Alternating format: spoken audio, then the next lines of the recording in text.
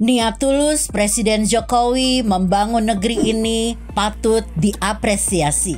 Meski berbagai tudingan miring dan cacian yang diarahkan kepadanya, ia terus membangun di segala sektor, terutama infrastruktur. Dengan dibangunnya berbagai infrastruktur tersebut, ekonomi makin bergeliat. Sejak Jokowi menjadi wali kota Surakarta, sejumlah infrastruktur dibangunnya sehingga merubah wajah kota hingga tertata indah dan asri. Tak heran jika Jokowi mendapatkan posisi ketiga wali kota terbaik dunia karena dianggap telah membentuk citra kota Surakarta sebagai kota seni budaya.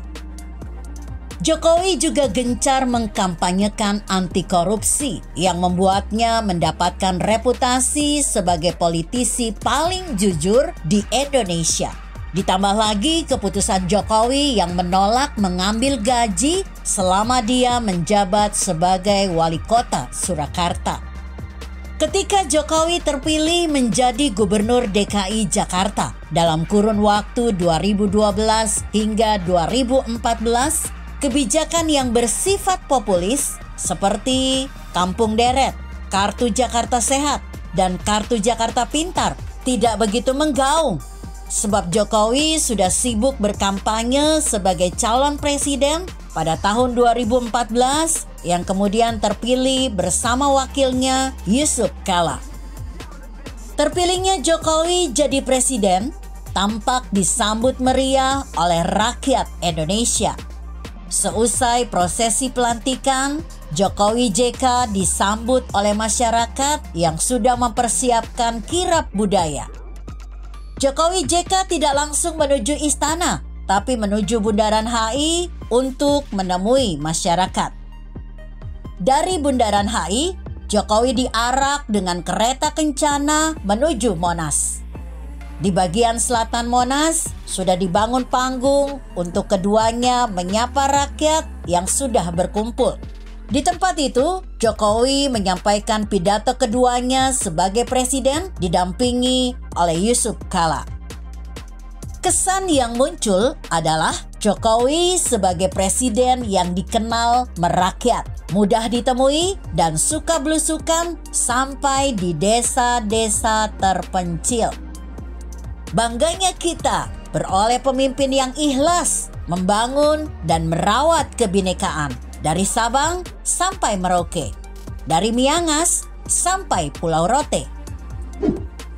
Bertahun-tahun kebanggaan rakyat terhadap kinerja Jokowi dinilai sangat luar biasa. Tampak pembangunan merata di mana-mana. Ekonomi pun bergerak. Di sana-sini, rakyat antusias dan penuh kegembiraan menyambut sang presiden yang dekat dengan rakyatnya. Namun, di balik perhatian dan ketulusan Jokowi untuk membangun negeri ini, ada satu hal yang membuat sebagian warga kesal, di mana untuk mengurus sejumlah layanan publik seperti pembuatan SIM, STNK, jual beli tanah, SKCK, hingga keperluan naik haji harus memiliki BPJS Kesehatan. Hal ini tertuang dalam Instruksi Presiden Nomor 1 Tahun 2022 yang kemudian menuai pro kontra. Aturan baru tersebut seolah memaksakan masyarakat untuk tergabung dalam BPJS Kesehatan. Hampir 8 tahun Jokowi sebagai presiden dinilai cukup baik. Tapi di saat-saat mengakhiri masa jabatannya di periode kedua, Jokowi dinilai mulai aneh-aneh. Jokowi terkesan seperti tipe pemimpin otoriter gaya baru, yakni halus tapi memaksa. Tentu aturan ini bagi karyawan perusahaan pasti tidak akan ada protes, apalagi para ASN. Lebih tenang-tenang saja. Tapi seperti pekerja serabutan, mereka justru kelabakan dengan adanya aturan tersebut. Bayangkan, jika telat membayar BPJS Kesehatan, pasti akan dihitung hutang. Semakin berat saja hidup di Indonesia. Semua dipaksakan tanpa melihat kondisi warganya. Begitu keluh warga. Kemudian, kalau urus SIM, harus ada lagi BPJS Kesehatan. Lagi-lagi jadi persoalan baru. Demikian pula ketika urus STNK, pasti lebih memberatkan. Selain bayar pajak kendaraan, bayar lagi BPJS Kesehatan. Aturan ini malah bikin memberatkan rakyat.